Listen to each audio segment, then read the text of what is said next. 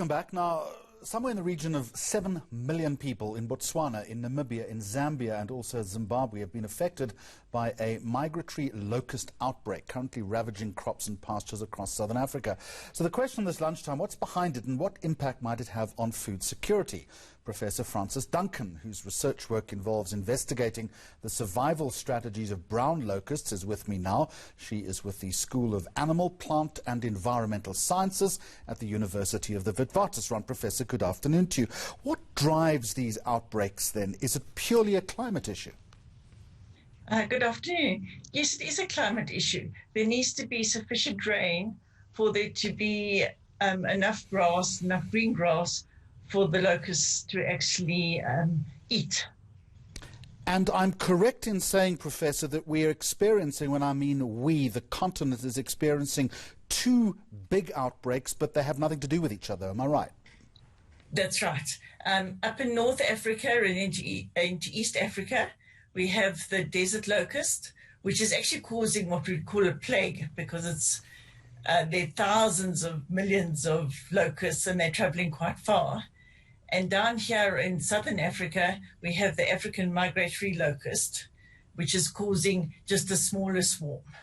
When we talk about a smaller swarm, what would the difference be between that and a plague? I guess it depends on volume and size. Yes, it does depend on volume and size. I'm not sure there's a proper scientific definition. It's more of a colloquial definition. Within the local region, then, what sort of damage is being wrought? I'm not exactly sure. I know that it's been investigated, and the Food and Agricultural Organization of the United Nations is investigating. The information coming through is fairly sketchy at the moment. The farmers, because these locusts have reached the crops, they can cause damage, but they're also edible. So apparently some of the farmers are actually eating the locusts. They're not here in South Africa, and it's unlikely that they'll come down this far south. Well, I'm glad you say we can eat them, because there's always a trade-off, I guess. You have preempted my final question to you. Why are they not in South Africa, and would you have any expectation that they might come? What would prevent them from crossing the border?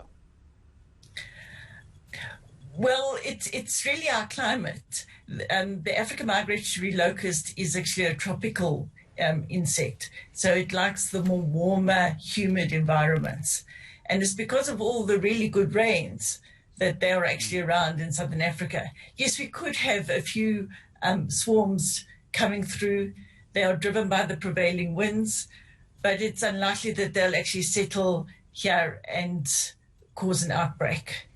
The last time we had an African migratory locust outbreak was in the 1980s, and that was completely controlled. All right, Professor. Unfortunately, chemically-wise, because that's the only way to control them at the moment. And thank you for the update, Professor Frances Duncan from Wits University with the School of Animal, Plant and Environmental Sciences.